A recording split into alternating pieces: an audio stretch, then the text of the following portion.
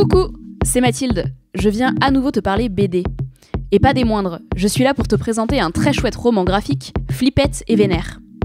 Je suis super fière de ce partenariat parce que j'ai beaucoup aimé ce livre qui parle du militantisme, de l'art, de nos paradoxes et contradictions. Je t'explique ça plus longuement dans ce Laisse-moi kiffer.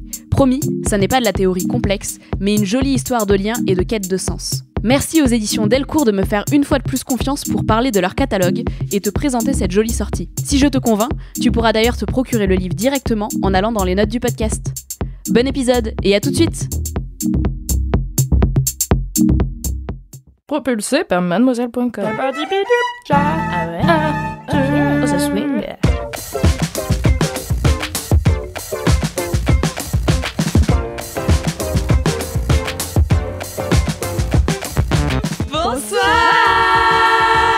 Bonsoir tout le monde. Vous sentez cette énergie là? C'est l'énergie ULMK numéro 79. 79. Je suis en pleine forme. Ah ouais, la Marie, elle est craquée là. Nous sommes en présence de la team sucré-salé. Et alors, ce sucré ce sel avec Marie Vrigno. Bonjour. J'ai vraiment l'impression d'être un animateur de fête foraine à chaque fois que je fais ça, tu vois. On adore. Pince-toi le nez en faisant, ça ira mieux comme ça. Ah, c'est parti pour de Guigui. Nous avons aussi avec nous ce soir exceptionnellement Mathilde, Oui, que vous bonsoir. connaissez bien. Salut Mathilde. Merci. Et j'ai l'honneur de vous annoncer une grande nouvelle aujourd'hui. Mais qu'est-ce qui peut bien se passer? Qu'est-ce qui se passe? Eh bien, comme vous le savez, notre chère Queen Camille a quitté les locaux de Mademoiselle et Laisse-moi kiffer, du coup, par la même occasion, la semaine dernière. RIP in peace. Voilà, RIP in peace. Et, mais bien sûr, elle n'est pas morte. Vous pouvez toujours la retrouver sur scène et sur son Insta, que je mettrai quand même dans les notes de ce podcast. Mais pour la remplacer, il y a ce soir Doro. Oui, standing ovation. Et oui, j'ai dit ce soir, mais ce sera après tous les soirs. À perpétuité. À perpétuité. Au moins. Excellente nouvelle, j'espère que vous êtes très heureux, aussi heureux que moi je le suis. Je suis ravie de t'avoir dans la team. Oui, je suis trop contente. Je suis content, elle est contente. Trop bien. Et ben voilà. Et puis Alix, elle est là. Hein Et puis Alix Alix Martineau. toujours fidèle au poste, voilà, tranquillou, à base de tranquillade. Voilà. Qui dit mieux? Voilà. Est-ce que vous avez des commentaires Voilà. ce soir? J'ai complètement oublié de regarder. Super, Oh, super. Moi, j'ai pas eu de message particulièrement spécifique, mais on m'a envoyé toujours de crevettes. Ah, Vive Et les pour crevettes. ça, je vous remercie. est-ce que t'as kiffé quand je t'ai envoyé une photo Ah de bah moi oui. avec la tête de... Avec je sais quoi, c'était un filtre Insta? Oui, c'était un filtre Insta avec un corps de crevette et moi la tête Oui. à la place de la crevette. Le soir où tu regardes tous les films. J'ai reçu quelques personnes comme ça, dont toi. C'était un plaisir, déjà. Parce que j'avais pas compris pourquoi la première fois. T'as été la première à me l'envoyer. Ah, oh, je Et suis ravie. je savais pas qu'il y avait un filtre. Et j'étais juste, est-ce qu'elle a passé du temps à faire un montage de sa tête? Oh my god. de tête sur une crevette qui est quand même une crevette flottante au-dessus d'un stand de poisson. Oui. Oh, stylé. Mais ça n'avait aucun sens. Et je me suis dit, est-ce qu'elle a passé du temps à... Quoi? Attends. Et 2 jours après, il y a quelqu'un d'autre qui m'a envoyé la même. J'étais, oh. C'est pour ça que t'étais si surprise parce que tu m'as envoyé. Quoi? Qu'est-ce que c'est que ça? Merci, mais pourquoi? J'étais là, parce que c'est une crevette, je pense à toi. Petite crevette. Comme ça. Mais quand tu sais, quand t'as pas le contexte, je suis pas très présente en story Insta, du coup, j'ai pas trop les bails. Mais en tout cas, j'avais fait un kiff sur le fait que j'utilisais des filtres Instagram débiles le dimanche après-midi quand je me fais chier. Donc c'est sûrement là que... Ça fait plaisir. Voilà. Eh bien, écoutez, moi j'ai un commentaire. Un commentaire qui m'a été mis sur Apple Podcast par Lius79. N'hésitez pas vraiment à aller mettre 5 étoiles Toujours. sur Apple Podcast. Mettez vos petits commentaires, je les lis, on adore, voilà. Alors, du coup, trop mignon. Elle fait... ça s'appelle Tellement de temps ensemble. Oh. Mais les gars, merci. Vous partagez nos vies, vous savez pas. Merci de me tenir compagnie quand j'attends des heures aux urgences de la clinique vétérinaire en pleine nuit pour ma chienne, qui a été tout à fait rétablie au moment où j'écris ce commentaire. Merci d'être dans ma voiture pendant ces longs trajets quotidiens. Vous êtes le feu, sexuel certes, mais pas que. Allez, oui. Petite dédicace. C'est pas trop mignon. C'est trop chou. Très chou. Franchement, c'est trop mignon. J'adore. Merci beaucoup. Merci à Merci toi. de nous écouter. Merci de nous écouter, ça fait toujours plaisir et surtout d'avoir des commentaires comme ça fait trop plaisir. Ça fait plaisir. Mathilde, est-ce que t'as des commentaires? Hélas, la dernière fois que je suis venue, c'était il y a longtemps. Ouais, En c'est vrai, je c'est vrai, sais c'est vrai, c'est vrai. plus Il faisait beau, je crois. Quand c'était. Ouais, non. Ouais. Ouh là là. Et c'est des Pas à ce Ça point-là. fait loin. Ça fait très loin. Non, mais c'était genre début Novembre début décembre. Décembre.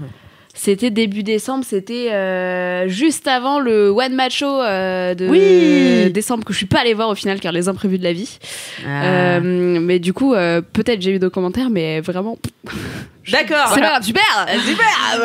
En fait, au continue. départ, je savais même pas que j'allais faire ce LMK. C'est Ah bon Marie qui m'a envoyé un mail en me proposant de le faire parce que c'était notamment pour parler d'un bouquin que j'ai du mal à exprimer ce que je veux dire. Mais je crois que tout le monde se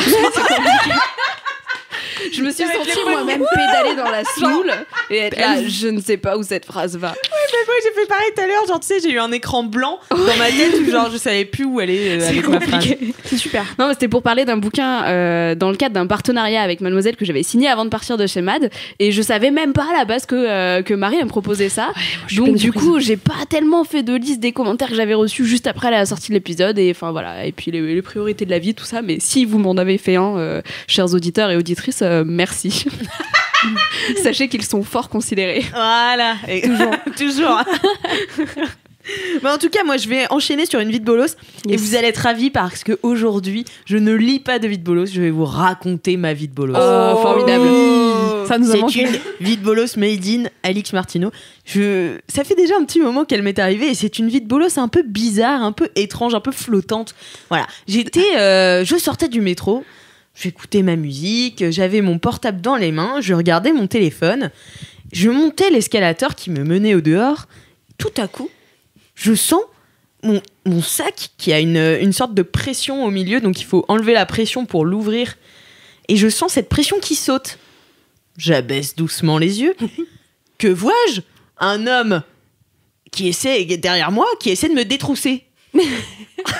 Tu racontes ça avec beaucoup d'enseignements. Parce que vraiment, moi, j'aurais été là, ouais, j'avais envie de le pétard, tout ça. C'est exactement raconte comme ça. Parce que j'étais tellement surprise de l'aplomb du gars. J'étais quand même les yeux rivés sur mon téléphone et juste en dessous il y avait mon sac. Le gars a quand même dégrafé. Quel culot. Enfin non mais le culot quoi. Et donc il avait vraiment sa main autour de moi en train de dégrafer le truc. Et puis on était dans l'escalator. Puis il restait quand même quelques minutes, quelques secondes à monter. Un très très long escalator. C'est l'escalator de la gare Montparnasse. Voilà. Ah oui, abaisse de ouf. C'était non t'imagines. Et du coup je me retourne. Je fais mais ça va pas la tête. Mais qu'est-ce que tu fais, frérot ? Je lui ai vraiment dit que ça va pas la tête. et il m'a regardé, il me fait ben quoi ? Oh, mais non. J'étais sûre. Et genre j'étais là bah je sais pas. Puis je me suis retournée. Je sais pas. Je me suis retournée et j'étais là. Franchement il y a vraiment des zinzins ici. Et on a passé les 15 secondes restantes de l'escalator l'un derrière l'autre. Arrête. Mais t'es pas sérieuse. Non, je suis pas partie. Genre, j'étais là, qu'est-ce que je peux faire ? Je vais quand même pas monter cet escalator à pied. Mais tu sais, il en restait pas assez pour que je monte à pied, mais il en restait trop pour que ce soit pas gênant comme silence, tu vois. C'est ouf. Du coup, on était vraiment l'un derrière l'autre.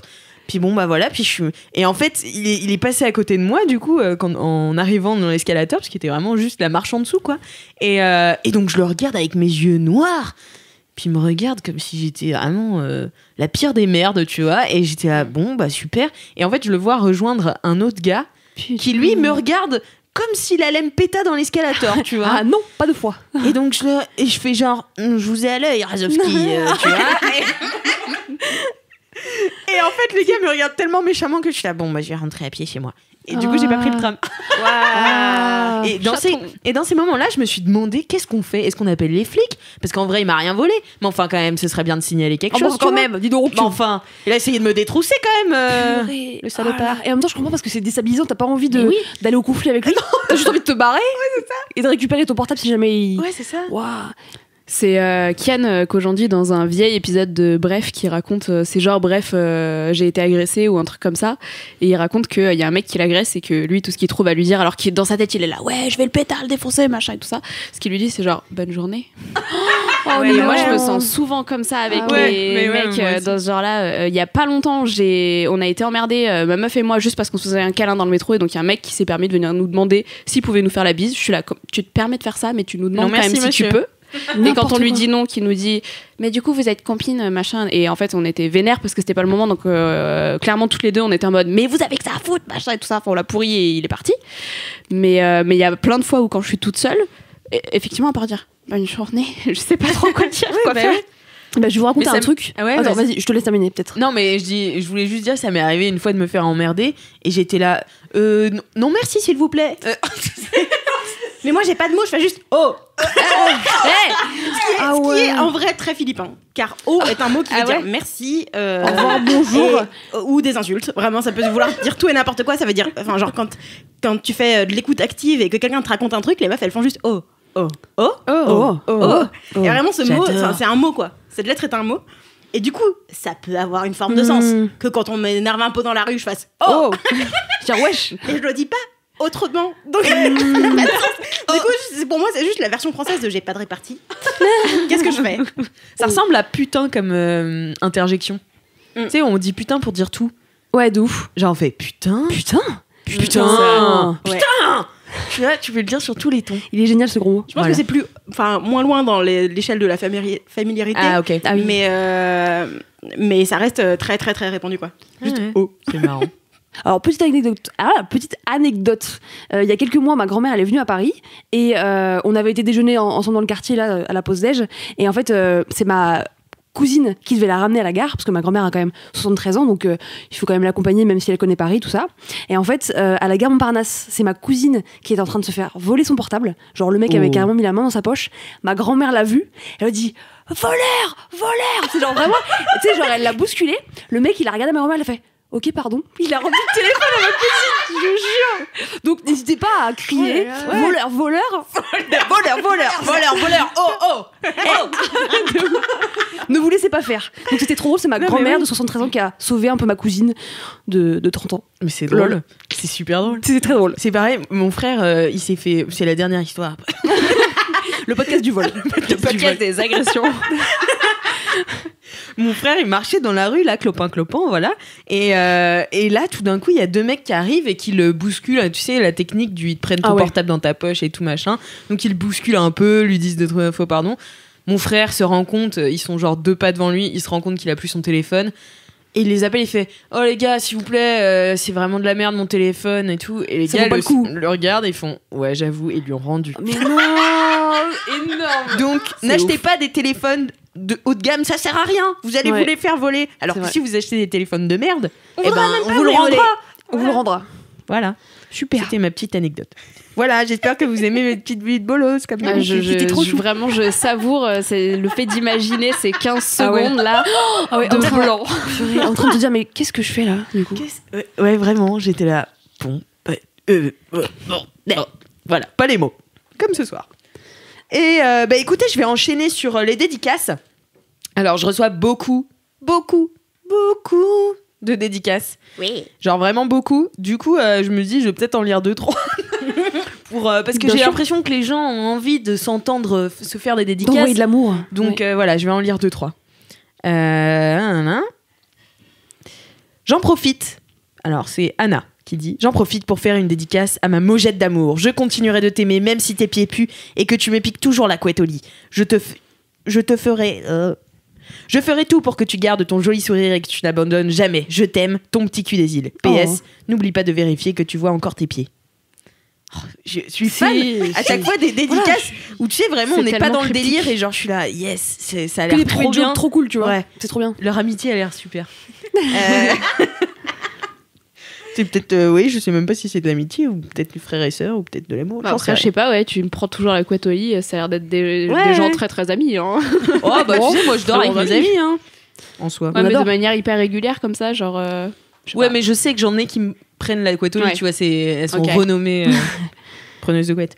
Alors, je voulais passer une petite dédicace, donc c'est Sinistrosa. Je voulais passer une petite dédicace pour mon petit Pipou, qui est votre 2e plus grande fan après moi, et qui m'a soutenue très fort durant ces derniers mois où j'allais pas bien. Je sais qu'elle va se reconnaître et je voudrais que le monde entier sache que je l'aime, et si ça passe par ce podcast, c'est déjà un grand pas. Ça, c'est génial. Trop mignon. Trop chou. On vous aime. Voilà. Et donc j'ai plein de dédicaces audio que je vous ferai écouter aussi la semaine prochaine. Voilà, vous êtes géniaux, continuez d'en envoyer, ça fait toujours zizir comme on dit. Voilà. Eh bien, écoutez, je crois que c'est déjà l'heure des mini-kiffs. Donc, Bon, par contre, j'ai toujours pas de jingle. J'ai l'impression que les LM Crado, ils peuvent pas gérer les deux. Non, il faut les choisir. deux. Voilà, c'est soit les bolos, dédicaces, même les trois. Ouais, Bolos, c'est ça. dédicaces. Voilà. commentaires. Enfin bon, je sais que je vous donne des devoirs, mais là, franchement, les mini-kiffs, il faudrait un petit jingle. Alors, vous êtes prêtes pour un jingle de mini-kiff? On peut partir Bien sûr. sur une chanson connue. J'aurais dû y penser avant. Ouais. Tin. Ok. Au cas où. Je vous fais le. Hein. Mini-kiff.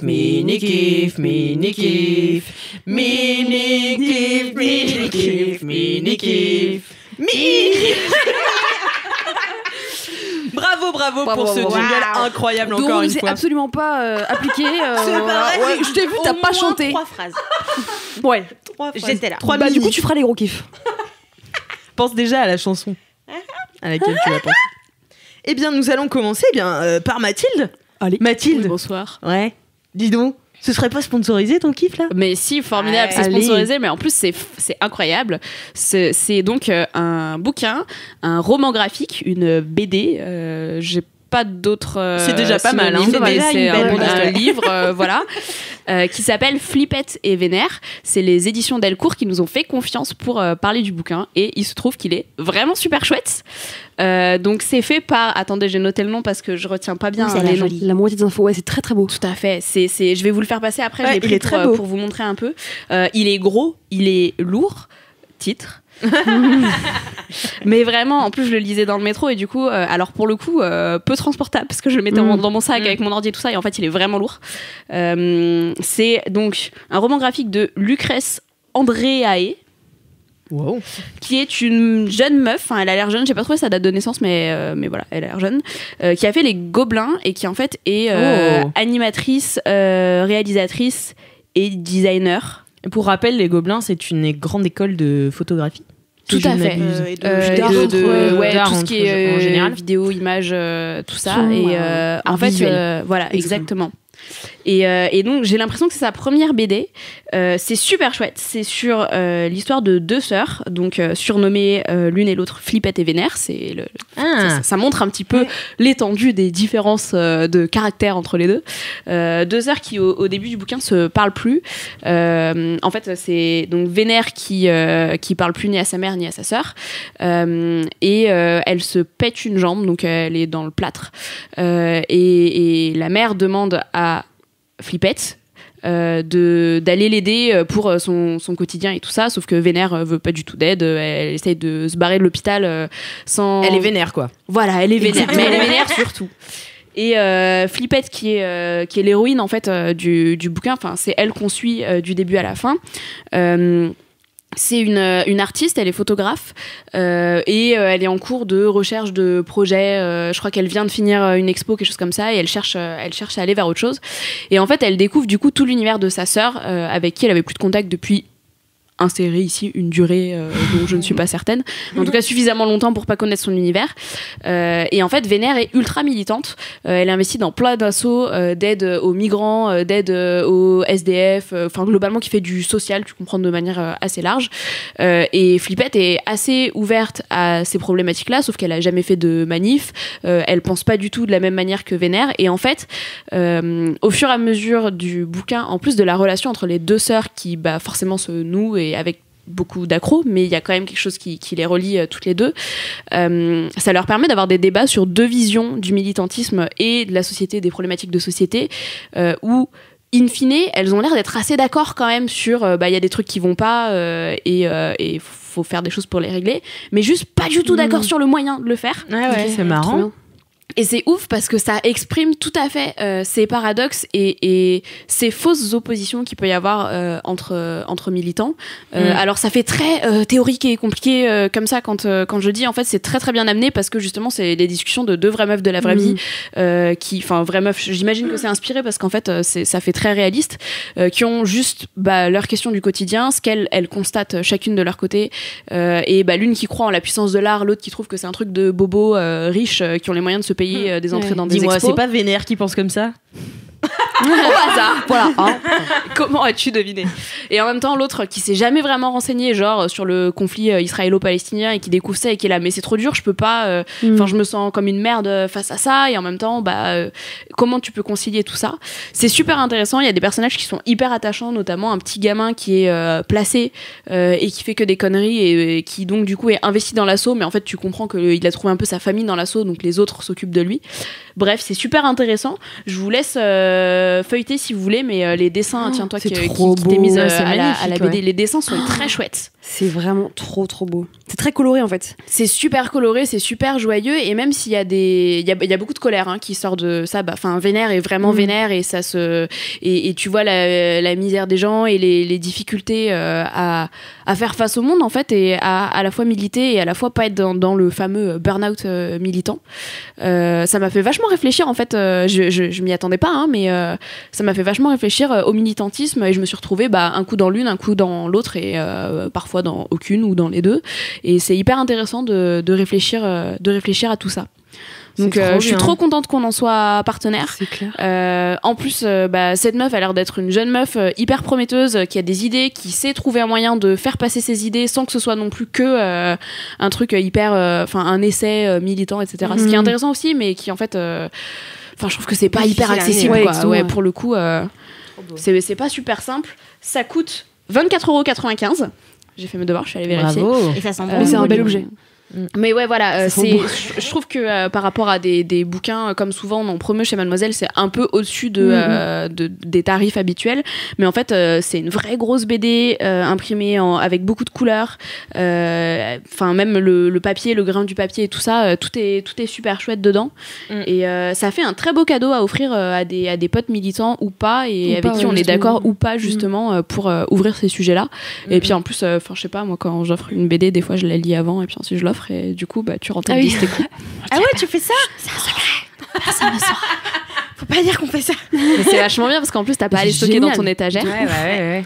Où tu fais tourner, donc voilà, c'est trop cool. Je suis trop contente que Mademoiselle soit partenaire d'un truc comme ça, parce que je sais, alors ça fait même plaisir. en n'étant plus à la rédac, je vois un peu les problématiques, et ça fait pas si longtemps que je suis partie quand même. Non. Je vois un peu les problématiques, les questions de nuances et de diverses approches du féminisme, du militantisme, de toutes les questions de justice sociale, etc. Et en fait, je trouve ça hyper adapté pour le public Mademoiselle. C'est pile poil un truc qui rentre dans la ligne édito de maths, donc c'est trop cool. Trop cool. Bien sûr, vous retrouverez les liens dans les notes du podcast. Tout à fait. Mais merci beaucoup, Mathilde, d'être venue incarner ce kiff, parce que vraiment, ça me donne trop envie de le lire. Ouais. Genre, Et vraiment. écoute, il est... On peut te l'emprunter. Bien sûr. Il va tourner dans la rédaction. Je te le dis. Merci beaucoup, Merci, Mathilde. Mathilde. Avec grand plaisir. Trop cool. Marie, Très bien, à moi. c'est quoi ton mini-kiff, toi? Donc, on va rester un petit peu dans un univers graphique, un petit peu moins travaillé, je vous le cache pas. Alors moi, mon mini-kiff, ce sont les dessins animés de mon enfance. Et oui, puisque très récemment, je suis retombée un peu dans mes travers, justement, avec une après-midi où j'ai passé avec ma cousine à faire des crêpes, puisque c'était la Chandeleur, et à regarder des dessins animés. Quelle horreur, quel après-midi de merde, hein. C'est mon rêve. Ah ouais. Ouais. Et en fait, on a regardé un dessin animé que j'avais pas vu depuis très longtemps, qui est Basile le détective privé. Je sais pas si ça vous parle. Non, pas du tout. Absolument pas. J'ai peur de vous parler de plein de dessins animés que vraiment j'adore de tout mon cœur et que personne ne connaisse. T'inquiète, il y a C'est pas Cédric grave. dans le team qui fait. C'est possible.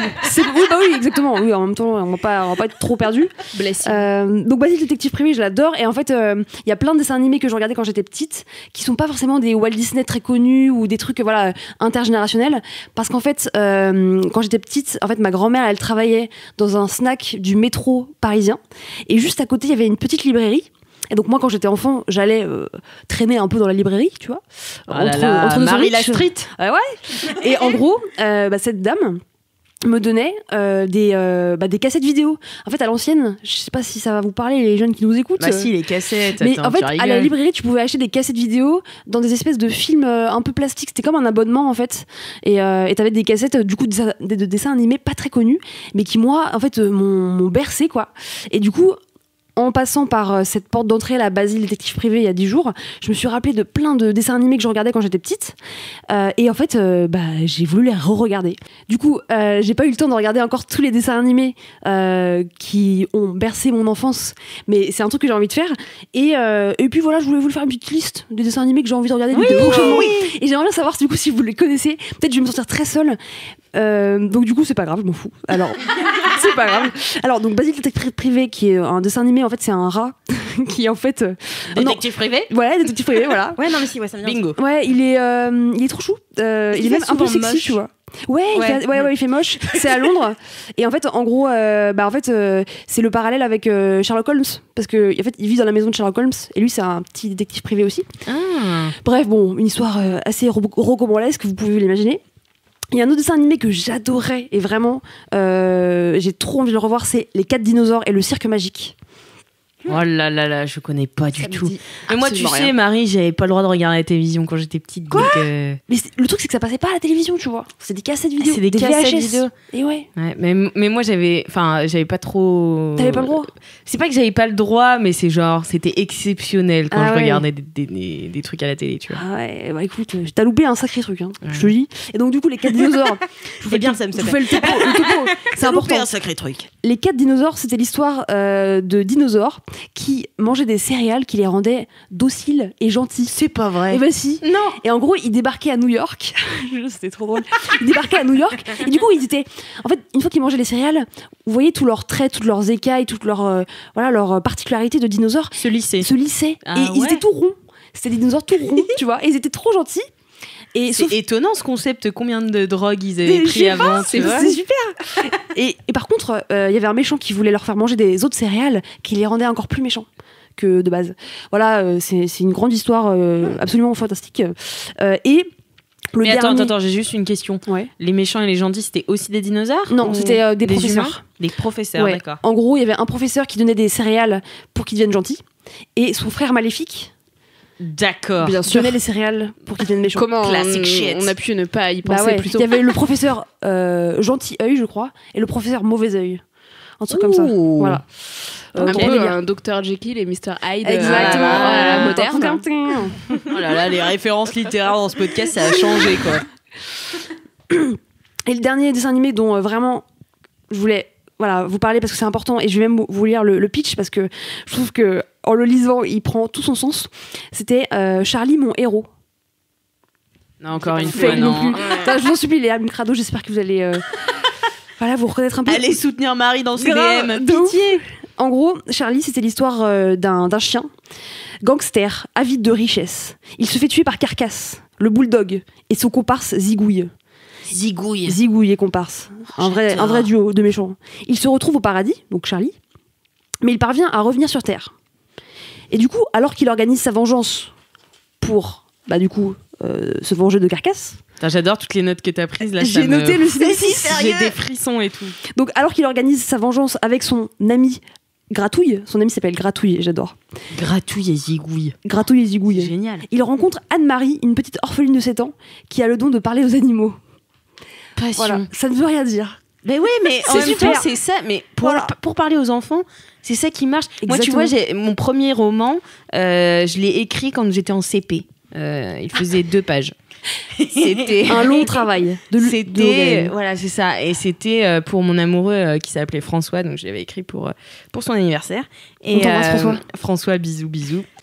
Donc pour François, j'avais écrit une petite histoire, quand on était amoureux et tout, et je lui avais écrit le clown qui ne savait pas faire rire, et en fait c'était un clown qui savait faire rire que les animaux, tu vois. Et je pense que j'aurais pu l'adapter. T'aurais pu te lancer dans cette histoire. Ça ressemble un peu à ce genre de délire.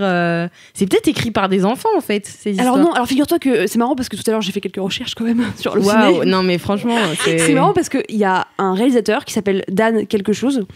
Bon, bien sûr j'ai pas toutes les informations. Qui a écrit en fait quasiment tous les dessins animés que je kiffe. Donc là je vous en ai cité que 3 parce que je veux pas m'étaler. En fait il y en a au moins une dizaine que j'adore.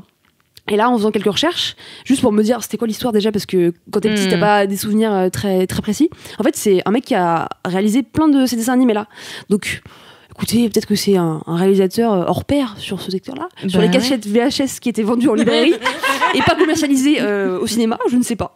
Voilà. Donc, je sais pas, en fait, ça a eu un côté retour en enfance et ça a pas si mal vieilli que ça.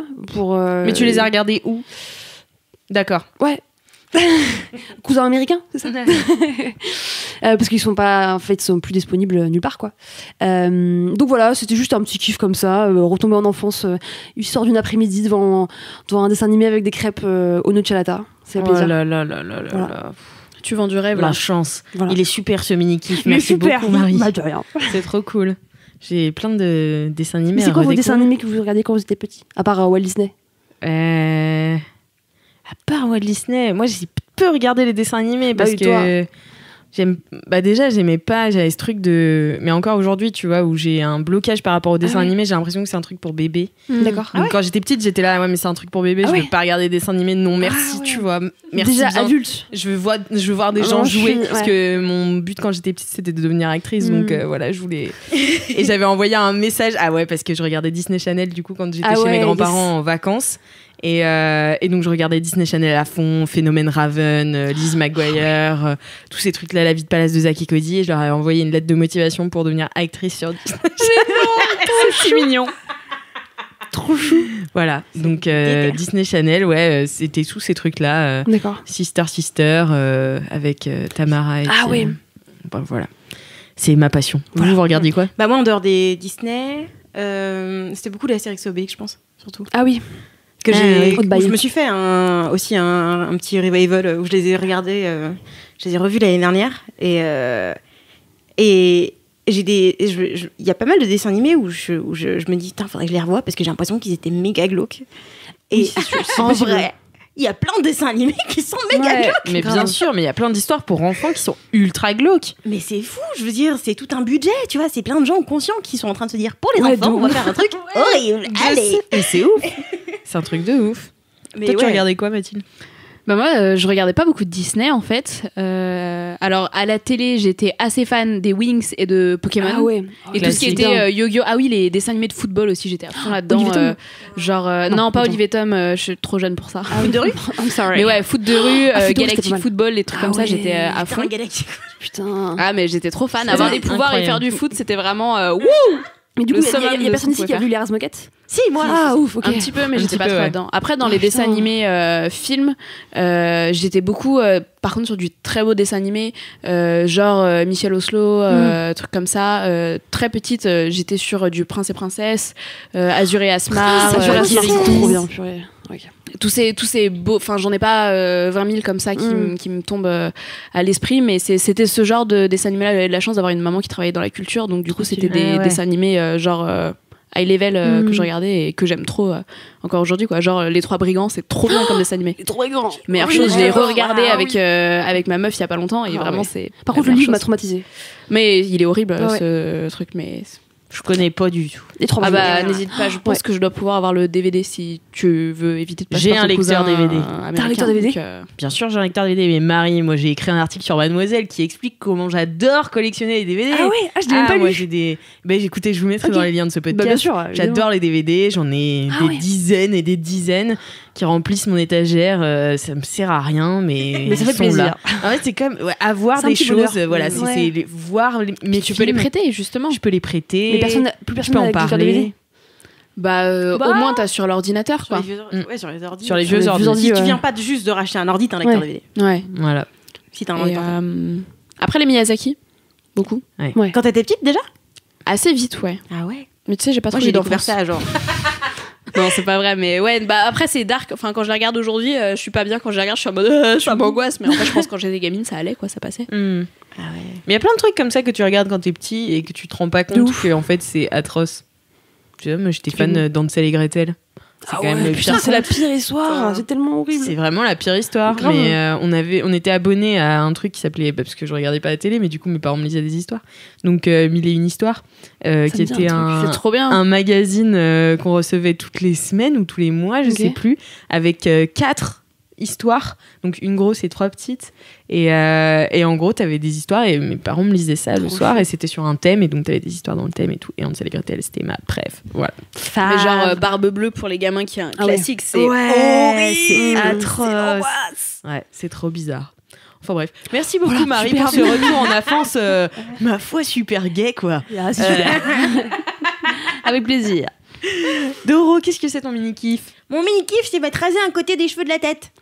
Mais tu sais que tu me l'as dit tout à l'heure et moi j'avais même pas remarqué. C'est vrai qu'on le voit pas beaucoup Parce que c'est un peu si tu guettes discretos. pas. C'est fait en sorte pour que ce soit un peu discretos. Et déjà, ça a repoussé, dit-elle. Ah oui, en enlevant un peu ses cheveux. Voilà. J'adore. Mais en gros, c'est le genre de truc que je veux faire depuis que j'ai 16 ans. Je comprends. Moi, j'avais une bucket list dans ma tête de tatouages, piercing, se raser un côté de la tête, machin. J'avais ma liste de conneries que je voulais faire. Grosso modo, à l'époque, c'était les conneries. Maintenant, ce sont des choix esthétiques, ok. Et je crois que c'était le dernier de la liste qui me manquait, parce que j'ai une histoire de tatouage à la con que je veux pas raconter ici. Dommage. J'ai une histoire de piercing raté. Que tu veux raconter ici? Que je peux raconter ici. Yes. Par contre, c'est peut-être petit trigger warning pour les gens qui aiment pas trop les histoires de trous dans le corps. pu. Ouais, j'allais dire de...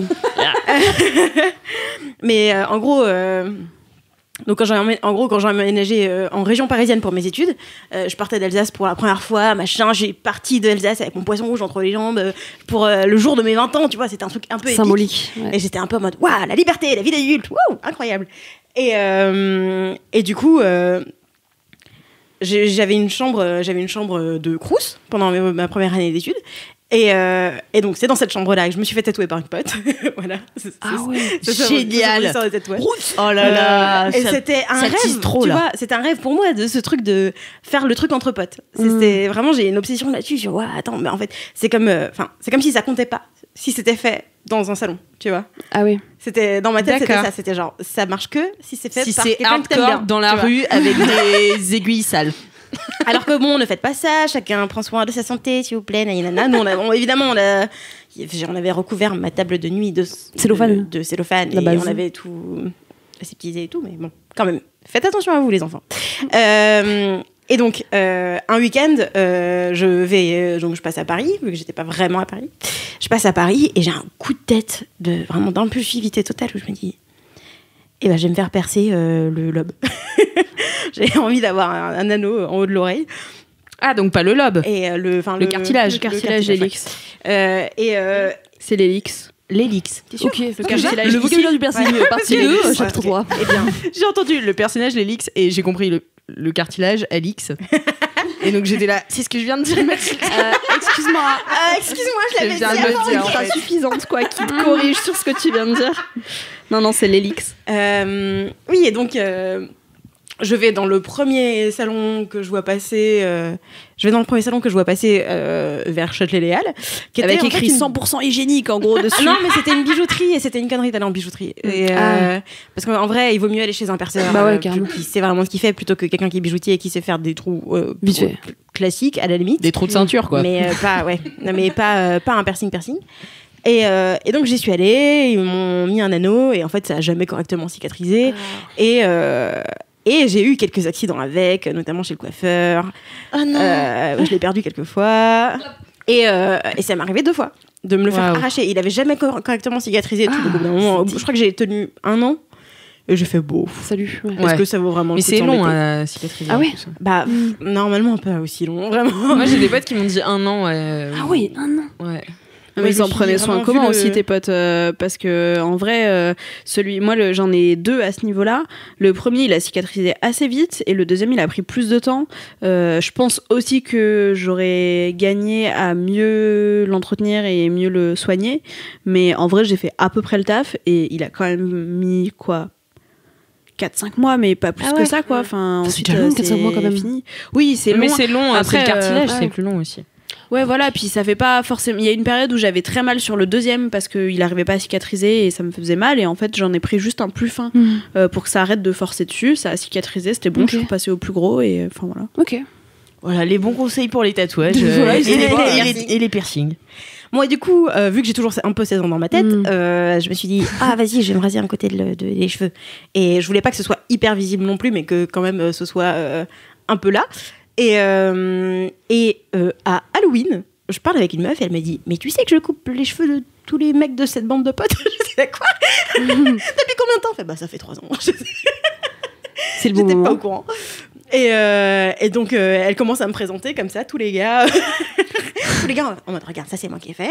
C'est moi qui ai fait. Modèle numéro 1, modèle numéro 4. J'ai un compte Insta de coiffure et tout. J'étais oh mon dieu. C'est incroyable. On apprend sur ses amis tous les jours. Ouais.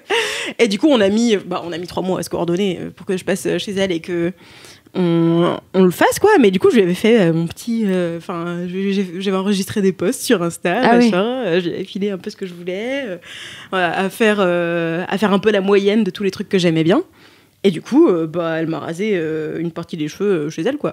Et ça me réveille un truc, tu vois. J'ai l'impression de réussir ma vie si je fais des trucs qui, sur le papier, ont l'air cons, mais en fait, ça va. Ouais, mais que tu kiffes. Sur le truc de, je me suis fait raser la tête par une pauvre, tu vois. J'adore. Ça arrive pas à tout le monde. T'as vraiment 16 ans, ouais. Mais oui. Mais ça fait partie de ces petits trucs qui m'apportent de la joie. Et bon, du coup, là, ça a déjà pas mal repoussé, alors que ça fait pas longtemps, mais j'ai les cheveux qui poussent vite. Voilà. Je sais pas pourquoi. Et j'ai les cheveux qui poussent très vite. Et du coup, là, je me suis demandé est-ce que je coupe encore un peu plus haut? Est-ce que machin? Et maintenant, je suis OK pour aller chez le coiffeur. Parce que la première étape a été passée. Ah, si c'est entre potes, la première étape, ça va? Ouais, ça va. C'est comme ta deuxième tatouage, oui. OK. D'accord. Le process est très clair. D'accord, OK, d'accord. Mais la première étape, j'ai besoin que ce soit débile. Un peu. Au moins un peu, tu vois. Au moins que ce soit l'histoire de... mais en tout cas, ça look pas débile, hein. Merci. Pas du tout. Non, mais c'est vrai. Je kiffe, moi. Et voilà, je suis contente. Et puis, il y a ce truc aussi de suivre un peu ses envies à la con. Et je sais que quand je me présente, et quand je me présente dans des dates et tout, j'ai tendance à me présenter comme quelqu'un de très impulsif. Sans vraiment faire exprès, mais juste des fois je suis là, je sais pas, faire ça c'est marrant et tout. Il me regarde, genre, mais qu'est-ce que. Comment tu fonctionnes? Mais non. Je suis là, si, des fois je rentre à pied alors que ça prend 2 heures, mais juste ça me fait rire, tu vois. Et genre, ils sont là, mais non, mais fais pas ça. Et moi je laisse. Et des fois j'ai des envies de trucs et j'aime bien quand c'est assez immédiat, quoi. Trop bien. Et t'as quand même mis 3 mois à te caler avec elle, quoi. Oui, en fait, finalement, tu vois, je suis pas du jour au lendemain à juste claquer la porte et machin, mais juste, ça fait partie de moi de ces besoins de. Ah, j'ai l'impression que là, il faut qu'il y ait un truc qui change. Hop, on y va et on le change. Okay. Et voilà. Et je suis contente quand ça arrive, encore plus quand c'est avec des potes. Vraiment, trop bien. Très, très cool. Merci beaucoup, Doro. Merci, Doro. Eh bien, moi, écoutez, je vais vous faire un kiff de transition. Allez. Ça vous avait manqué, là? Ça fait longtemps, oui, c'est vrai. C'est moyen kiff, là, qui sont entre le mini et le gros kiff. Bon, voilà. En gros, j'aurais qu'un kiff, du coup, cette semaine. Mais pas des moindres, puisqu'il s'agit d'un show Netflix. Allez. Ça change, disons. La petite reco Netflix. La reco Netflix de la semaine. Mais c'est parce que Fabrice n'est pas là. Du coup, je m'en charge. Mais... oui, donc ma reco Netflix de la semaine, c'est Next in Fashion. Oui. Je savais que Doro allait être ravie. Next in Fashion, qu'est-ce que c'est? C'est un télécrochet. J'adore ce mot. J'adore ce mot, moi aussi. Je l'utilise tout le temps, même si je sais que c'est démodé et désuet as fuck. Mais voilà, c'est un télécrochet. Et moi, j'ai très peu l'habitude de regarder des télécrochets. Les seuls trucs que j'ai regardés, c'était genre la Starac quand j'étais petite, la Nouvelle Star avec ma mère quand j'étais ado, et basta. C'est tout. J'ai pas du tout l'habitude de regarder même The Voice. Je crois que j'ai regardé une saison et même pas tous les épisodes, tu vois.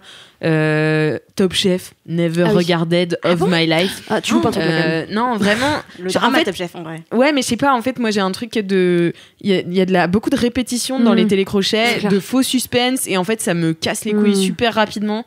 Donc j'arrête de regarder et ça me fatigue, en fait.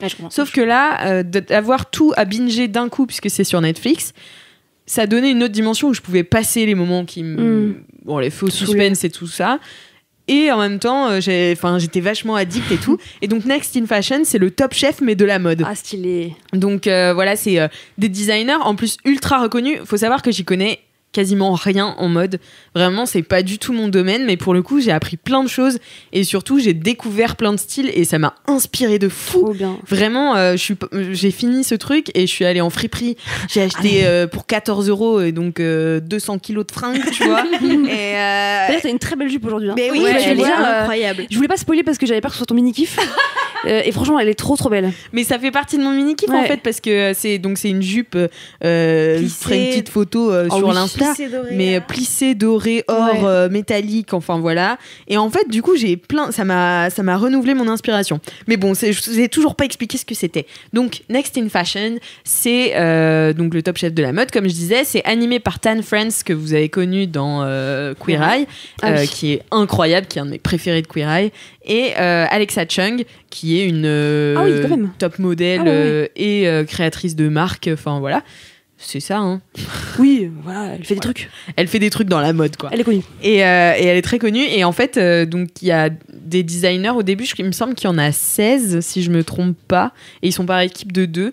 Et donc, ils doivent créer ensemble. Donc ça, c'est ultra intéressant aussi. Tu vois, 2 designers qui se connaissent ou pas forcément, qui doivent créer ensemble sur des thèmes donnés. Et en fait, à chaque fois, ils ont 2 jours pour faire, par exemple, une robe de gala. Tu vois, ce qui met d'habitude des semaines à faire. Stylé. Et donc, ils sont en full, tu sais... quand tu passes un peu en transe créative, artistique, où tu sais, t'as un temps défini et c'est ultra bien. Enfin, moi, j'aime trop ce temps-là. Ça me rappelle les ateliers d'écriture où tu sais, on te dit, t'as 45 minutes pour faire ça. Et alors là, t'es à fond dessus, tu peux pas te concentrer sur autre chose. Et eux, ils entrent vraiment dans cette zone mentale-là. Et c'est ultra intéressant à regarder. Donc, ils prennent des tissus, ils dessinent. Mais c'est des gens ultra créatifs qui ont pratiquement tous déjà leur marque, qui ont habillé Beyoncé, enfin, tu vois, c'est quand même des grosses pointures de la mode. Enfin, j'imagine, parce que vraiment, j'y connais rien, encore une fois. Mais, et voilà, et ça m'a fasciné cette ébullition créative, et surtout moi qui suis incapable de créer, enfin de coudre un ourlet ou quoi que ce soit, tu vois, même un bouton, en fait, de voir créer des vêtements, tu vois, pour moi ça n'a aucun sens, tu vois, j'ai jamais vu quelqu'un en faire. Si, ma mère cousait un petit peu, mais elle m'a fait 2-3 robes, mais enfin tu vois, c'est fou de se dire, bah, avec ce tissu, je vais faire ça. Oh là là, je sais pas, ça m'a passionné. Et donc, à la fin, la personne qui remporte Next in Fashion et à 100 000 €, il me semble. Enfin, elle a une somme d'argent assez conséquente et elle est sa marque, enfin sa collection est lancée sur Net-à-Porter, qui est un grand site de haute couture, mais qui est accessible à tout le monde. D'accord. Enfin, en gros, tu peux acheter sur Net-à-Porter, c'est juste de la haute couture, mais c'est très très cher. Hein, mais il y a plus de 700 marques. Enfin bon, voilà. Okay. Et donc c'est ultra cool. Et surtout à chaque fin d'épisode, donc t'as un runway, donc un catwalk, un défilé. Voilà, c'est ça. Excusez-moi, je rentre de Miami, donc. Ah yes. Ah oui. Un sup.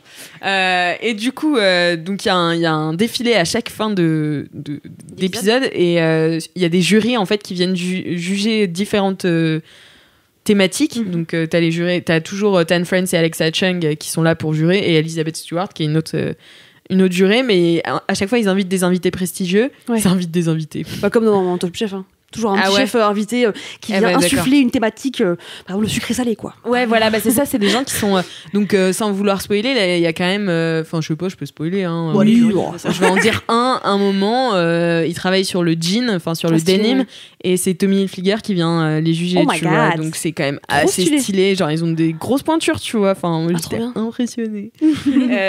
Donc voilà, et j'ai trop kiffé, je sais pas, ça a fait un truc en moi. Je me suis dit, j'ai trop envie d'être créative et tout. J'avais envie de m'acheter une machine à coudre, mais bien sûr, ça ne se fera jamais. Alors, on va se calmer quand même. Non, mais voilà, c'était vraiment un gros kiff que j'ai eu de regarder ça. Et depuis, je me trouve vachement créative avec mes fringues. Mais est-ce que c'est des pièces genre accessibles ou c'est très haute couture et genre c'est des trucs très extravagants? Ça reste haute couture et ça reste extravagant dans le sens où c'est de la création artistique en fait. Oui. C'est vraiment de l'art, c'est comme Top Chef, tu vois, ils vont pas te faire des pâtes au jambon, tu vois, t'as autre chose à faire. Non mais voilà, c'est un peu ça, mais en même temps, tu sais, ils partent de rien. Tu sais, moi ça me fascine quoi. Oui, il y a le côté je vais faire un kawaii. Ouais, c'est ça. Et tu regardes le truc et tu dis c'est magnifique. Ouais. Comment ça peut être magnifique? C'est un kawaii, ça me saoule. Mais c'est magnifique. Ouais, c'est ça. Et c'est des gens, c'est vraiment des architectes dans leur tête, tu vois, où ils se disent je vais déconstruire ça comme ça et je vais changer. Enfin, en plus il y en a qui prennent des positions un peu militantes et tout dans leurs fringues, tu vois. Il y a même aussi ils habillent des modèles grande taille aussi à plusieurs reprises. Donc, enfin, c'est ultra bien. Moi, j'ai trop aimé et franchement, je vous le conseille. Voilà. Et puis, c'est impressionnant à quel point c'est bienveillant. Oui. Ah ouais. Ok. Ah ouais. Ouais. Ça, j'étais choquée Ah, aussi. parce que, ouais, vraiment, ça pourrait être très insupportable. Parce que j'ai plusieurs potes qui travaillent dans la mode et qui me disent que c'est un milieu assez difficile et tout. Et là, finalement, bon, je sais pas si c'est dû à la télé ou quoi que ce soit, mais parce que moi, j'aurais imaginé qu'ils soient plus véhéments les uns envers les autres, enfin, tu vois, les candidats. Et en fait, ils s'aiment tous. Ah ouais. Ils sont là, yes, bravo, c'est trop beau ce que t'as fait. Enfin, tu vois, c'est Sur trop mignon Inspiring. et vraiment. Ouais, non, mais ils ont chacun leur style en fait, et il y a jamais trop de drama, je trouve. Ok. Non, mais il y a du drama qui est instauré par la prod, tu vois. Mais il y a, enfin, Ça reste. ça décroché. eux, en fait, les candidats, je trouve, sont moins dramatiques que la prod qu'il y a autour, et du coup, ça dédramatise un peu tout le côté télécrochet D'accord. que moi j'aime moins, quoi. D'accord. Donc voilà, Trop c'était stylé. mon Trop kiff bien, de transition. Ça me fait penser à un documentaire que j'ai regardé il y a quelques mois quand Karl Lagerfeld est mort. Ouais. Si vous tapez Karl Lagerfeld documentaire sur YouTube, vous allez le trouver facilement. En gros, c'est un peu les coulisses de comment il créait ses collections. Et en fait, on se rend compte très vite que, évidemment, il avait cet aspect très conception du vêtement. Mais après, il montrait surtout les petites mains qui travaillaient avec lui. Et ça m'avait passionné. Et c'était que des petites vieilles qui sont dans le métier depuis vraiment 40 ans, qui vraiment sont là genre oh putain il faut faire comme ça, et des fois elle galérait parce qu'il avait une idée et après il fallait la faire. ouais. Et en fait parfois c'était juste pas possible techniquement, et elle se creusait la tête et tout ça, et ça m'avait passionnée. Et pareil, je m'étais dit je vais m'acheter une machine à coudre. Non, mais Ouais, c'était fou. Et ce documentaire était vraiment trop cool, même si j'aime pas trop Karl Lagerfeld. Honnêtement, j'avais vraiment beaucoup aimé en découvrir un peu plus sur comment ça se passait de la conception jusqu'à la pièce qui est sur le défilé. Mais c'est exactement ce que tu dis, en fait, entre l'idée et la conception, il y a quand même un monde, et en fait, j'étais impressionnée par ces gens qui savaient tout faire. Bon, après, il y en a un ou deux, tu vois, qui sont concepteurs, qui sont directeurs artistiques, du coup, c'est compliqué pour eux de concevoir vraiment, mais il y en a plein qui savaient faire les deux, tu vois, et qui faisaient des trucs incroyables avec une technique de fou en même temps. Donc c'est à la fois des artisans et des artistes, donc c'est ouf. ultra intéressant. Enfin vraiment, j'ai trop kiffé, et voilà, et j'étais très heureuse de la personne qui a gagné. Vous regarderez et vous me direz si vous étiez. Et du coup, il y a combien d'épisodes ? Il y en a une dizaine, je crois. Ok. Et ça dure combien de temps ? Ça dure 50 minutes. Mhm. Vous imaginez le temps que j'ai mis à tout Voilà. bouger. Non, mais j'ai tout mis dans le week-end aussi. Entre un après-midi filtre Instagram et voilà. Non, mais après j'avançais, cool. comme je disais, j'avançais pas mal de moments aussi. Ouais. Où, bon, Trop au bout d'un stylé. moment, t'as compris Ouais. comment ça marche. Ok, ça c'est la partie Voilà. chiante. Ok. Exactement. Trop cool, ça a l'air trop bien. Ouais, voilà. Merci Alix. Je le conseille. Eh bien, écoutez, c'est l'heure des gros kiffs. Oui. Alors, On fait quoi comme On chanson regarde Doro en mode qu'est-ce qu'on va chanson chanter ? j'avais pas réfléchi. Sinon, on fait une autre de Star Wars. Hein. Oula, mais il y en a d'autres dans Star Wars. Pokémon. Gros kiff, gros kiff. Ah oui. Gros kiff, gros kiff, gros kiff, gros kiff. Voilà. On sent la fan de Star Wars. S'il vous plaît, envoyez-nous des jingles. Des jingles, Ça devient très gênant. J'en ai marre de chanter. Bon, eh bien, on recommence dans l'ordre. Allez, Eh bien, Mathilde. tout à fait. C'est quoi ton gros kiff? Mon gros kiff, c'est un gros kiff tellement bisounours car c'est l'amitié. Oui. Oh. Trop chou. Voilà, écoutez, j'ai décidé d'être la caution développement personnel de ce podcast. Donc à chaque fois que je viens, je parle d'un truc de ce genre-là. Voilà, la prochaine fois, ce sera probablement l'amour et puis les petites étapes de la vie, ce genre de trucs. Ouais, C'est marrant parce que je déteste le développement personnel. Donc finalement, c'est pas un peu l'arroseur arrosé. Je ne sais pas. Prise au propre à ton Mais propre piège. mais en fait, il y a un vrai sens derrière ça. C'est que écoutez, j'ai l'impression à chaque fois de dire dernièrement j'ai vécu des moments pas rigolos, mais ça se reproduit, donc finalement c'est la vie. Voilà, c'est comme ça. Et en fait, ça m'a amené à avoir des discussions avec les gens autour de moi sur leur rapport à l'amitié. Et ce qui est marrant, c'est qu'on discute pas hyper souvent en fait avec les autres autour de nous de c'est quoi des amis pour eux et quel type d'amis ils ont autour d'eux et comment ils y font appel ou pas, sur quelle thématique ou pas. Et en fait, j'ai eu cette discussion-là avec notamment ma meuf, du coup, puisque on a un rapport complètement opposé l'une et l'autre à l'amitié. Ah ouais? Ce qui est très particulier, c'est que moi, je me suis toujours construite, mais déjà ma mère, quand on était petite, elle a été assez vite mère célibataire, donc à devoir nous élever seule, ma sœur et moi. Et elle était partie de la région où sa famille était, donc en fait, elle était toute seule. pour gérer 2 gamines avec un boulot, un budget à gérer, tout ça. Donc elle a très vite dû créer un réseau d'amis fort et faire confiance aux gens et fonctionner sur de l'entraide. Et du coup, j'ai grandi comme ça dans un espèce de réseau d'amitié super puissant, mais enfin vraiment, je retrouve pas ça aujourd'hui chez personne autour de moi. Enfin, je vois aucun réseau amical aussi fort que ça. Mais je me suis créé un peu ça quand même avec certaines personnes. Donc j'ai ce truc là de j'ai pas forcément énormément d'amis, j'ai pas mal de connaissances et il y a personne avec qui je m'entends pas bien, enfin c'est rare, que voire je suis même pas sûre que ça arrive vraiment, genre il y a que mon père avec qui je m'entends pas en fait, donc bon C'est pas ça un va, ami. c'est pas mon pote donc ça va. mais globalement des amis j'en ai pas beaucoup, je pense que je peux les compter sur les doigts d'une main. Je suis en train de commencer à développer mon réseau d'amis, en tout cas en région parisienne notamment, mais ça se fait petit à petit. Mais c'est des gens sur qui je compte très très fort et que je vois souvent et à qui je raconte vraiment toute ma vie, toutes les galères qui m'arrivent, etc. Et Alice de son côté, donc ma meuf, elle a pas énormément d'amis non plus, c'est aussi des amitiés très fortes, mais par contre elle se repose beaucoup moins sur eux.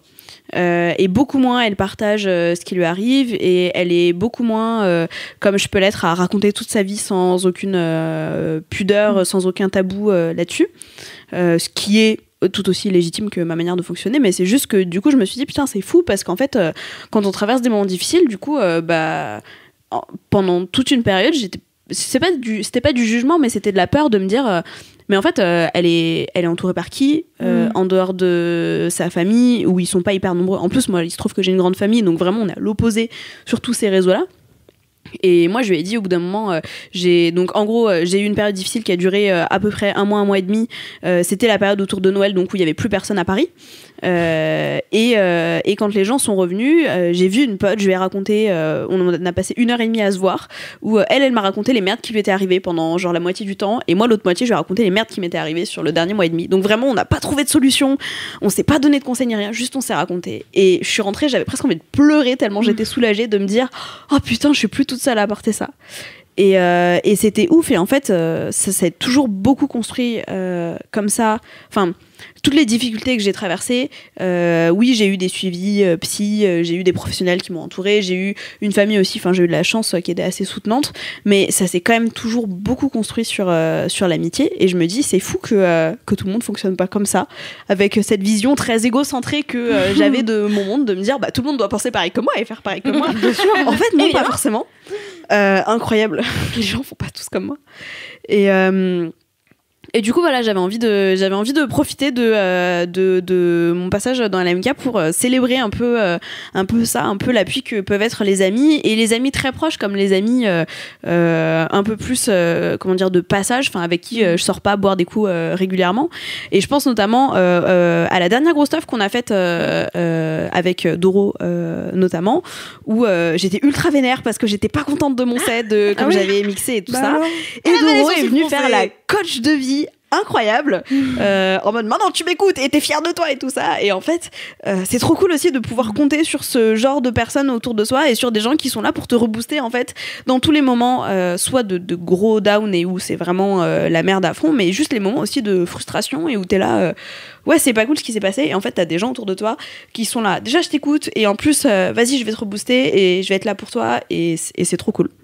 Donc voilà, je suis trop contente moi d'avoir des amis autour de moi aujourd'hui, et je sais que c'est une grande différence par rapport à avant où j'étais très à avoir un masque sur moi et à pas montrer quand ça allait pas, même à mes amis, à part partager ça, et donc du coup me retrouver toute seule à galérer avec mes merdes et donc à m'enfoncer dedans. Enfin c'était un cercle vicieux de ouf. Et aujourd'hui je sais que en fait quand bien même j'irais aussi mal que dans les pires périodes de ma vie, comme j'ai des gens autour de moi et que je peux en parler et que je peux me soulager de ça va en fait. Vraiment je suis là, mais toute ma vie je suis assurée que ça va. Et quand je fais des soirées avec des potes à la maison, ou notre conclusion avec Alice quand on débriefe les soirées, c'est fou parce que on parlerait pas de ça normalement, mais en fait elles sont bienveillantes, et t'es là incroyable. C'est donc des amis en fait qui sont à ton écoute, qui jugent pas, qui pensent pas pareil, mais qui font l'effort de se comprendre, et t'es là, c'est quand même ouf que qu'on arrive à faire ça en tant que genre espèce, parce que vraiment il y a à la base on est des animaux,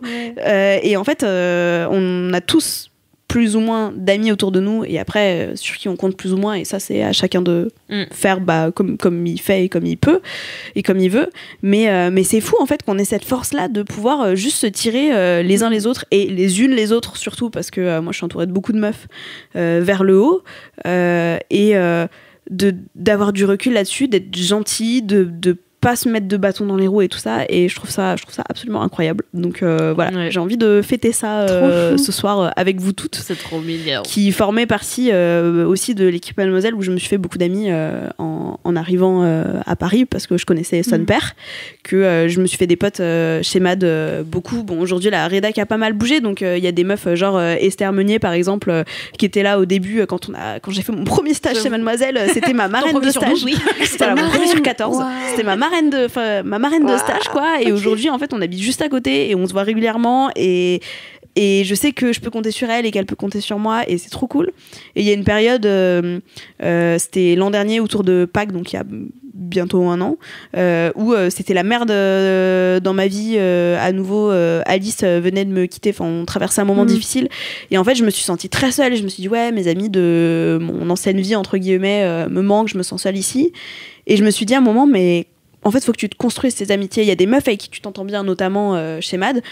Voilez en dehors, fais d'autres trucs, sors du cadre juste du travail. Voilà, bosse ton truc. Et là, aujourd'hui, si j'ai quelques potes à Paris sur qui je peux compter, j'ai envie d'en découvrir d'autres. Et il y a plein de meufs stylées qui tournent autour de moi, plus ou moins proches, et avec qui j'ai envie de nouer des liens aussi. Et donc, je les invite régulièrement, on fait des trucs, on parle, on s'envoie des messages.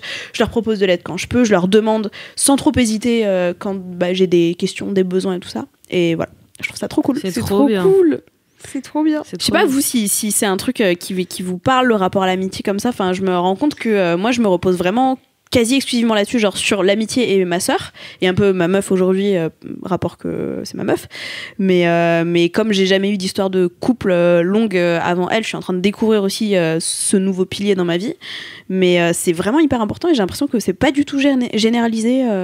Moi c'est la chose la plus importante pour moi. Enfin. Non, mais sans. C'est vraiment mes amis. Sans eux, je sais pas ce que je ferais. Non, mais c'est vrai, je me suis complètement construite. Moi, pour le coup, j'ai beaucoup d'amis. Et beaucoup d'amis proches, et parfois c'est dur à gérer parce que du coup tu t'éloignes de certains alors que tu voudrais pas, parce qu'en fait tu peux pas, ma mère m'a dit l'autre jour, tu peux pas vivre avec tout le monde, Alix. Ah oui, j'aimerais vivre avec tout le monde. Trop chou. Mais moi en plus j'ai des amitiés ultra fusionnelles, et vraiment des gens à qui je pourrais dire que j'ai tué quelqu'un, tu vois, donc non mais pas que je vais le faire, mais ça vous avez compris, tu vois. Vraiment à qui c'est ton sang quoi. Ouais, c'est genre je sais que je peux leur dire n'importe quoi, et je sais enfin il y a des gens sur qui je peux compter vraiment très très fort, donc c'est trop bien. Ouais, parce que moi c'est ma base. Moi tu vois, je suis comme ta meuf, je suis très peu en fait j'aime pas avoir besoin des gens. De manière générale. Côté indépendant. Ouais, de ouf. Je sais pas. Et puis après, il y a tout ce truc de, je veux pas montrer que je suis vulnérable, sans le vouloir, tu vois, inconsciemment, mais c'est sûr qu'il y a un truc à taffer là-dessus. Mais j'ai des amis proches. Après, je suis très pudique, donc j'ai du mal à dire à quelqu'un, j'ai du mal à me confier.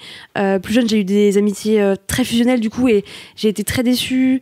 Donc, en fait, j'ai un rapport un peu genre, c'est cool d'avoir des amis, mais pour moi mon socle c'est plutôt ma famille, tu vois. Et ma famille du coup c'est aussi mon mec, enfin, c'est vraiment ma famille, mais ça va être mes cousines, ma sœur, ma mère, ma grand-mère. J'ai vraiment des amitiés fortes, mais je veux pas dépendre d'elles.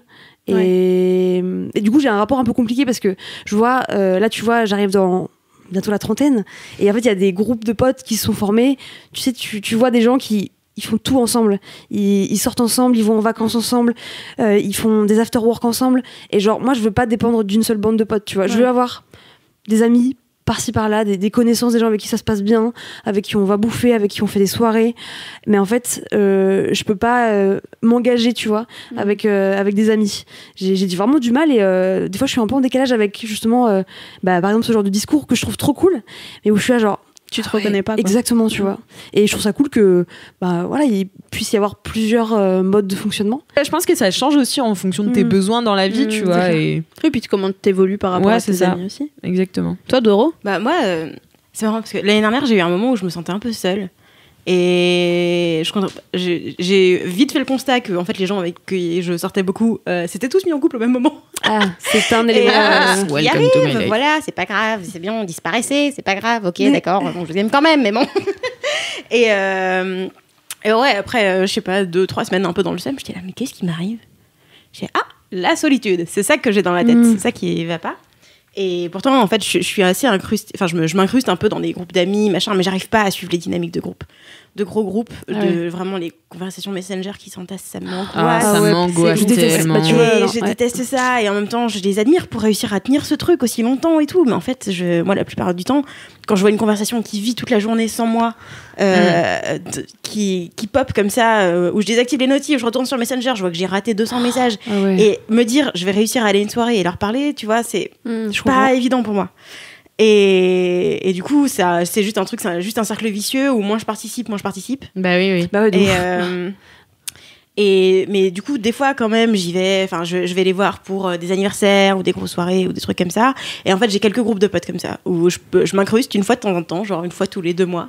Je vais les voir, je les vois un peu. Voilà, c'est marrant, on passe une bonne soirée et hop, je redisparais. Et apparemment, personne m'en veut, donc c'est cool. Mais voilà. Et en fait, j'ai une petite bande de 2 amis que je connais de mon DUT à Mulhouse à l'époque, qui sont arrivés à Paris dans l'année dernière, et on faisait souvent des trucs, enfin on faisait un peu des trucs à 3, mais j'avais l'impression de... Je suis la seule hétéro en plus. C'était bien placé. Je suis la seule hétéro de mon groupe de potes en plus. Mais du coup, ouais, on se voyait de temps en temps, je les invitais, je leur proposais des trucs, mais j'avais peur de trop les inviter parce que je me disais, en fait, on est à Paris, tout le monde a une vie chargée et tout, genre le temps est un truc qui s'offre, nanana.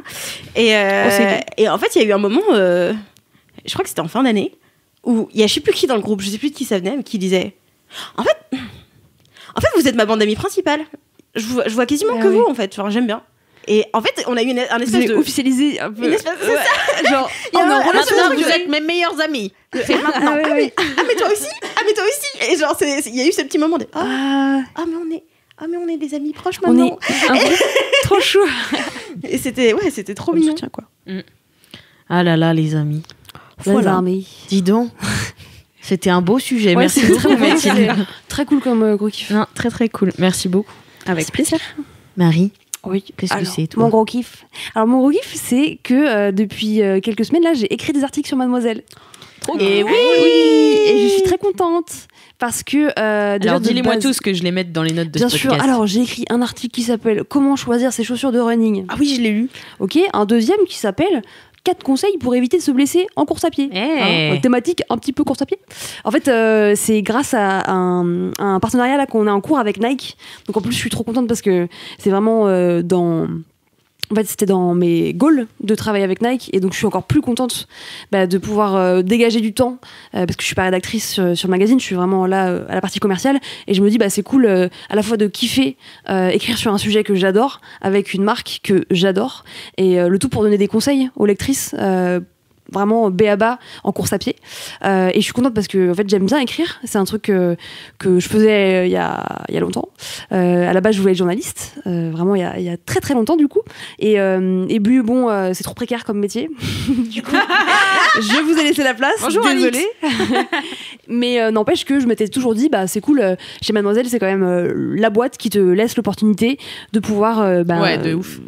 Te lancer en fait si tu as envie de le faire, que ce soit donc de l'écriture, que ce soit là participer à du podcast, que ce soit peut-être un jour faire une vidéo sur la chaîne de Big Up, devenir DJ. Pourquoi pas devenir DJ? En fait, c'est trop cool. C'est vrai que c'est random comme boîte, quoi. Mais ça n'a pas de sens. Des fois, les gens me demandent ce que je faisais avant. Alors, j'étais rédactrice puis commerciale, et j'étais DJ. J'ai participé à des podcasts et fait des vidéos parfois. Voilà. Tu peux aussi devenir humoriste, influenceuse.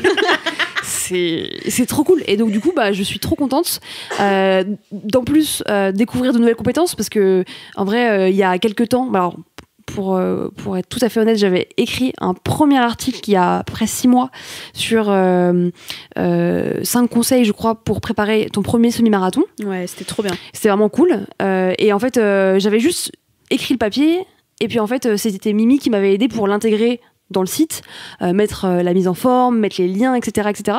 Là maintenant, Mimi m'a formée et je suis quasiment indépendante, c'est-à-dire que j'écris un article de A à Z quasiment. Bon, j'ai encore un petit peu besoin d'aide pour faire tout ce qui est insertion d'images, resize, référencement SEO, tout ça. Mais du coup, je pense que le prochain article qui va sortir, en vrai, je vais gérer de A à Z. Allez là. Voilà. Oui. Du coup, je suis trop contente parce que ça me sort un peu de mon quotidien de commercial pur. Ça me fait sortir de ma zone de confort parce que mine de rien, ça prend un peu plus de temps pour moi parce que j'ai pas tout à fait les réflexes. Il faut que je me pose, il faut que je trouve du temps pour le faire sans être trop absorbée par mes tâches du quotidien qui sont quand même souvent des relances, des trucs à gérer avec des clients, etc., etc. Je me dis non. Cet après-midi, c'est focus sur l'article et du coup, je suis trop contente parce que j'aime bien en fait partager tout ça et en plus le faire sur Mademoiselle qui est quand même un site que j'adore, un site qui sert à plein de jeunes femmes sur plein de sujets et là que je sois un petit peu la caution running, je suis trop fière et donc voilà, c'est mon gros kiff tout simplement. Trop bien, trop stylé. Oui. Bravo Marie. Bah merci beaucoup. Je suis trop contente pour toi. Bah écoute, moi aussi je suis contente. Je suis contente pour moi. Je crois que quand j'étais arrivée chez Mademoiselle il y a 2 ans parce que j'ai fêté hier mon mad anniversaire. Ma deuxième année. Ouais, j'ai pas osé le dire à tout le monde, mais j'étais très contente. T'aurais dû gonger un coup. Ouais, j'aurais dû gonger un coup. Mais en fait, j'avais dit à Fab, pourquoi pas un jour écrire un article, tu vois. Et puis j'étais un peu en mode genre, ouais, j'ai envie, mais peut-être c'est pas ma place, tu vois, ou machin et tout. Et en fait, il m'avait dit, non, mais t'es folle ou quoi surtout si je veux parler de course à pied, fonce, quoi. Et j'attendais aussi que l'opportunité se présente. Et donc là, voilà, c'est full gagnant parce qu'on gagne de l'argent en plus en écrivant ces articles. Donc voilà, je suis trop contente. Super, merci beaucoup Marie, trop cool. C'est simple, efficace, mais je suis trop contente. Lisez mes articles, laissez-moi des commentaires s'il vous plaît. Non, puis en vrai ils sont vachement cool tes articles, tes contenus, c'est hyper intéressant. Écoute, j'espère. Même moi qui fais plus trop de sport en ce moment, de lire ça me motive. Ouais, et après je le fais pas forcément dans l'immédiat, on va pas se mentir. Mais tu vois, ça me pose des jalons de un jour peut-être. Genre c'est possible. Regarde, il y a quelques trucs facile à savoir. Et puis voici quelles sont les étapes pour si tu veux, et comme ça le jour où ça y est je me décide et j'ai le temps et tout ça, bah je sais par où partir en fait, parce que tes articles sont trop cool quoi. Moi je vais aller les lire parce que je sais pas si t'as vu Marie, j'espère que tu seras fière de moi, je suis allée courir 2 fois cette semaine. Ah j'ai pas vu, non, j'ai vu que ça avait été faire du sport et tout ce week-end. Ouais, ce week-end je suis allée courir et là je suis retournée hier aussi. Trop cool. Et bah écoute, je suis ravie, franchement trop fière. Merci Marie, c'est bon, j'ai été validée par la caution. Ouais. Merci beaucoup. Et à toi Doro du coup. Oui, coucou, c'est aussi pour parler de Mademoiselle. Oh là là. C'est pas vrai. Oh là là, c'est reparti là. On aime vraiment notre travail quand même. Donc. Alors, peut-être tu l'as vu passer, peut-être tu l'as pas vu passer, toi, gentil LM Crado. On a lancé de nouvelles chaînes YouTube. Oui, la foule en délire. Donc, mon kiff, c'est le fait que ça bouge. Yes. Sur le YouTube de Mademoiselle. Parce que c'est un truc qui arrive de temps en temps. C'était pas la première fois qu'on changeait un peu les choses. On avait déjà lancé les chaînes, par exemple, de Queen Camille ou d'Élise, tout ça. Bah, c'était déjà un gros changement par rapport à toutes les vidéos sur une chaîne. Oui, c'est ça, parce qu'il y a une chaîne YouTube Mademoiselle et après il y y avait la chaîne de Queen Camille, la chaîne d'Élise. À l'époque, quand je suis arrivée chez Mad, il y avait une chaîne YouTube. La chaîne YouTube de Mademoiselle. La chaîne. Et en fait, au fur et à mesure, on a commencé à voir l'audience qui baissait. On sentait bien qu'il y avait un problème avec la chaîne. Et ça coïncide à peu près avec le moment où YouTube avait arrêté de mettre en avant les abonnements et a commencé à développer vraiment son algorithme de qu'est-ce qui pourrait t'intéresser toi par rapport aux vidéos que tu as regardées et pas par rapport à ce à quoi tu t'es abonné. Et du coup, nous, nos vidéos étaient un peu en train de baisser. Du coup, on a commencé à chercher des solutions, machin. Et à ce moment-là, on avait formé le premier YouTube Squad, comme ça qu'on l'avait appelé, avec 5 meufs qui étaient chaudes pour faire des vidéos, et on en faisait genre une par jour. Ouais. Enfin, c'était toujours, déjà quand je suis arrivée dans la boîte Le Deal, c'est une vidéo par jour.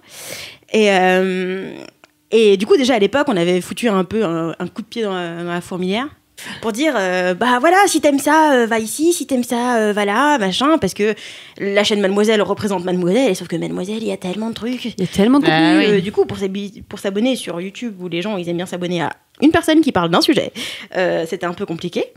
Et là, on était un peu reparti sur cette vibe-là parce que le squad originel est quasiment totalement dissous.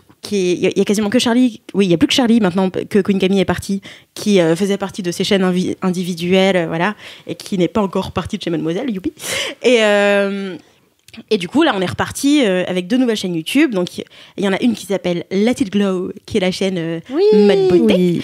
Et il y a la chaîne Big Up, qui est la chaîne Lifestyle Développement Personnel. Et donc, ça faisait quelques mois qu'on y pensait et qu'on voulait le faire. Et qu'au début, ça avait l'air d'être une grosse décision impulsive. De se dire, viens, on ferme. Viens, c'est chiant, on ferme. Alors que non, en fait, il y a vraiment un truc logique de. C'est une chaîne YouTube qui a 12 ans. Et qui a récupéré beaucoup d'abonnés sur des trucs hyper random qui ont marché à l'international et qui n'intéressent pas les meufs de notre cible, quoi, de la cible du magazine. Et du coup, là, on a profité de. J'ai bouclé ce que j'avais à boucler sur la chaîne. On a recruté Mathéo, qui est génial. Oui, vous l'avez déjà entendu, on l'adore. On l'adore, il est fantastique. Et du coup, le temps de préparer tout ça, et voilà, et maintenant c'est lancé. Et donc, on a sorti. Donc, les 2 chaînes sont publiques. Il y a déjà quasiment une semaine complète. Il y a plus d'une semaine complète de vidéos sur chacune des chaînes. Et sur la chaîne de Mad, il y a une vidéo qui explique tout ce truc, qui est une lettre à la chaîne Mademoiselle, quoi. J'ai failli chialer en regardant cette vidéo. Elle est trop mimi. Elle est trop bien. Ouais, elle est trop mimi. Merci. Et du coup, ça fait qu'il y a tout ce changement-là, qui est trop cool, parce que c'est un nouveau départ, et c'est hyper excitant, et tout le monde est chaud, et tout, on a envie de faire plein de trucs, et c'est trop cool. En plus, je suis dans une team, du coup, avec Mathéo, qui est chambé, et qui est hyper talentueux, et tout. Et on n'arrête pas de me dire, ça me fait trop rire, parce que pour moi, un running gag qui est en train d'accompagner ce lancement, c'est que j'ai mis 2 ans à montrer ma tête chez Mademoiselle. Et là, t'arrêtes pas. Et les gens ont compris que, ok, Doro, c'est la meuf qui fait les vidéos chez Mademoiselle. Ok, d'accord. Ensuite, donc, j'ai montré ma tête et j'ai dit, oui, d'accord, c'est Doro. Ok, d'accord, on a retenu. Ça fait, j'ai montré ma tête 3-4 fois en vidéo. Et maintenant que les gens ont bien imprimé que c'était moi, ils me disent, bravo Doro, super montage. Et je fais, c'est pas moi, c'est Mathéo. Et c'est même arrivé à Mimi. Mais non. Moi, j'ai reconnu. Enfin, je sais pas, je me suis dit, il y a un truc un peu différent. Mais tu vois, par exemple, sur la chaîne, sur la dernière vidéo Mademoiselle, je l'ai écrite, j'ai fait la voix, j'ai cherché la majorité des rushs, mais c'est Mathéo qui a fait tout le montage. Et du coup, tu vois, des fois, c'est entrecoupé et tout. Et c'est. Je suis désolée, ok. C'est gentil d'avoir compris qui j'étais. Vraiment, c'est très sympa. Mais du coup, c'est devenu mon nouveau running gag. Où vraiment, un message sur 2 sur Instagram, maintenant, c'est genre, c'est pas moi, c'est Mathéo. Et je trouve ça trop cool, en fait. Mais vraiment, je suis trop contente. Mais il y a ce truc de. Cet enthousiasme-là, ce nouveau départ. Et j'ai l'impression que, du coup, c'est ma troisième. Comment dire ? Ma 3e phase chez Mademoiselle. Ah, yes. C'est un peu mon 3e départ. Où je suis arrivée, j'étais en stage. J'avais fait 2 vidéos dans ma vie, vraiment toute seule, quoi. J'étais un peu paumée et tout, et on m'a formée sur un peu tout, mais moi je sortais d'école d'ingé, donc T'as fait une école d'ingé ? Bien sûr. Je suis ingénieure créative. Je savais pas, ouais. Là, c'était un cursus un peu particulier, ça s'appelle l'IMAC, à Marne-la-Vallée, et en fait c'était ingénieur image. D'accord. Et du coup, c'était un mélange. Oui, tu restes dans l'image, t'es pas ingénieur agroalimentaire. Quoi. Biologie. C'est ça. Mais par contre, à la base, je voulais faire de la programmation pour les effets spéciaux, quoi. Ah oui, d'accord. Et quand je suis arrivée là-bas, et j'ai fait ça, et j'étais là, oh non, trop de maths. Aïe. Oups. Non, j'ai changé d'avis. Après, j'ai fait, je vais faire du web, car j'ai appris maintenant. Ça fait 5 ans que je sais faire du web. Du coup, je vais aller faire du web. Du coup, j'ai postulé en stage de fin d'études pour aller faire du web, et ils m'ont tous regardé en entretien d'embauche en mode. On le voit que ça t'intéresse pas, frère. Vraiment, c'est genre, je voyais genre des mecs comme ça, 35 ans, brun barbu, costard cravate, qui étaient là. Alors, qu'est-ce qui vous ferait, pourquoi, qu'est-ce qui vous motiverait à venir travailler dans notre entreprise ? Et j'étais là. Peu de choses. Qu'est-ce qui m'intéresserait à travailler dans un gros groupe ? Rien, vraiment. Et tu vois, ça sentait que j'avais pas le feu, quoi. Et du coup, un soir, le moral dans les chaussettes, je rentre chez moi et je me dis, Dorothée, arrête de te mentir. Parce que le recruteur, il a vu que tu te mentais. Mais toi, tu vois pas que tu te mens à toi-même. Qu'est-ce que tu veux faire dans la vie ? Tu veux faire des vidéos ? Ok. Et donc, du coup, j'ai ouvert YouTube, car on est sur une relation de type obsessionnel actuellement. Non, mais j'ai ouvert YouTube. Et je suis retombée sur un vlog Mad et je me suis dit, ah, tiens, Mademoiselle, c'est bien. Si j'avais pas postulé. Hein, Et du coup, j'ai postulé le soir même et le lendemain matin, il y a Fab qui m'appelait. J'étais à poil dans mon lit. Génial. Et voilà quoi. Et 2 semaines après, j'étais en stage. Trop stylé. C'était rapide. Waouh. Et c'est en faisant c'est en postulant que j'ai compris que je voulais faire des vidéos dans ma vie. Et je me vois pas lâcher ce truc. Et en fait, pour moi, c'est logique à plein de niveaux différents, mais ça reste. En fait, c'est aussi logique que faire des effets spéciaux ou faire des sites web. C'est juste que mon cerveau, il a besoin d'un mélange entre de la créativité, mais sans. Enfin, tu vois, un truc créatif, mais sans que ce soit pour devenir artiste où toute la pression tombe sur ta créativité, et de la technique, de la pratique qui rend le truc palpable, malléable, chercher des solutions, tout ça. Et j'adore le mélange des deux. Et pour moi, c'est aussi valable pour moi, 8 ans, en train de faire des scorpions en perles de rocaille. Tu vois, Scorpions en perles de rocaille. que maintenant, à gérer des chaînes YouTube, quoi. Trop bien. Mais voilà, donc du coup, quand je suis arrivée, j'étais genre tout bébé, machin. Genre, je suis arrivée en stage, j'étais là, oulala, qu'est-ce que je vais faire? Waouh. Et après, on m'a dit, tu veux remplacer Léa Bordier? Elle s'en va. Et j'ai fait, oh, ok, d'accord. Et 5 minutes après, c'était annoncé en rue. Et voilà, quoi, là, c'est retour. C'est ta 3e phase, donc. Ouais, c'est un peu ma 3e phase. Trop stylé. Trop stylé. En tout cas, bravo pour ce lancement. Canon. Je sais que ça... Félicitations. Abonnez-vous, c'est bien. Abonnez-vous. On est contents. Franchement, elles sont trop stylées. Ouais, et puis il y a eu un gros travail de Mélo aussi qui a fait un super travail de... Très belle patte de Mélo. Donc bravo pour tout ça, bravo pour le taf. Mais oui, mais c'est super équipe. Ouais, c'est vrai que vous avez une sacrée team là, une sacrée team c'est de joyeux lurons. Ouais, grave. Faites bien la paire. Merci Doro pour ce gros Doro. kiff. C'est trop bien. Et ça signe la fin de ce Laisse-moi kiffer. Je sais que vous avez tous envie de pleurer. Mais on doit se dire au revoir pour se redire bonjour la semaine prochaine. Exactement. Voilà, c'est ça, exactement. Donc je vais vous rappeler pour la 79e fois d'aller mettre 5 étoiles sur Apple Podcast, d'en parler autour de vous, de nous envoyer vos dédicaces audio, vos commentaires, vos vides bolos. Voilà, vos jingles à laisse-moi kiffer @mademoiselle.com qui est une vraie adresse mail que je check. Donc voilà, et puis écoutez, en attendant la semaine prochaine, touchez-vous bien, kiki.